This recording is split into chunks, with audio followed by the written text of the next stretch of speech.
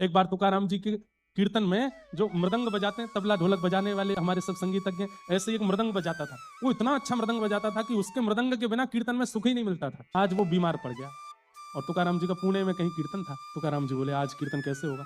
तुकाराम जी के कीर्तन में लोग नहीं आते थे, लोग तो बहुत आते थे, पर पंडरीनाथ भी आते थे ना। पूरी व्यवस्था पंडरीनाथ भगवान ही देखते थे कि आज के कीर्तन में कोई विघ्न नहीं आना चाहिए। आयोजक कोई है, सुनने वाले कोई है, पर मूल आधार यही है कि छुप करके ठाकुर जी आते हैं कीर्तन और कथाओं में। यहाँ पे भी बैठे हैं कहीं, हमें पता नहीं है, पर बैठे हैं। और तुकाराम जी के कीर्तन में ठाकुर जी पहुंचे, एक एक चीज ठाकुर जी देखते हैं, तो ठीक है ना, वैसा ही सुख मिलना चाहिए जैसा परसों के कीर्तन में मिला था, तभी नाचने में सुख मिलेगा।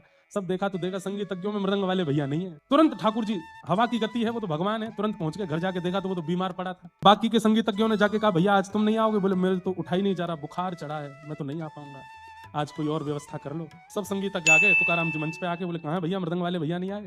बोले उनको तो बहुत तेज बुखार है, वो नहीं आ पा रहे। इतने में ही देखा घुंघराले केस थे मृदंग वाले भैया के भी, ऐसे ही घुंघराले केश, और आज तो अलग ही चमक रहा है, ऐसा ललाट पर तेज, और इतनी फुर्ती से दौड़ता हुआ आ रहा है। अरे तुकाराम जी रुक जा, आ गया मैं, आ गया, अभी आता हूँ।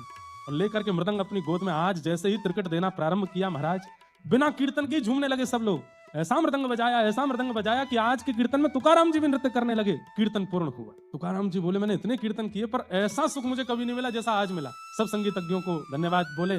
मृदंग वाले भैया कहाँ गए? बोले वो तो बजा के चला गया। सब बोले भैया उसको जाके धन्यवाद कह देना।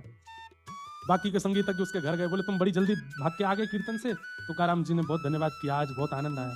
बोले अच्छा, मेरे बिना आनंद आया आप लोगों को? संगीतज्ञ बोले तुम्हारे बिना, तुम तो आए थे, आज तो तुम्हारे केश अलग ही लहक रहे थे, आज तो तुम्हारी क्रिकेट अलग ही चल रही थी, आज तो तुम अलग ही महक रहे थे, सुगंधी भी तुम में से बड़ी बढ़िया आ रही थी।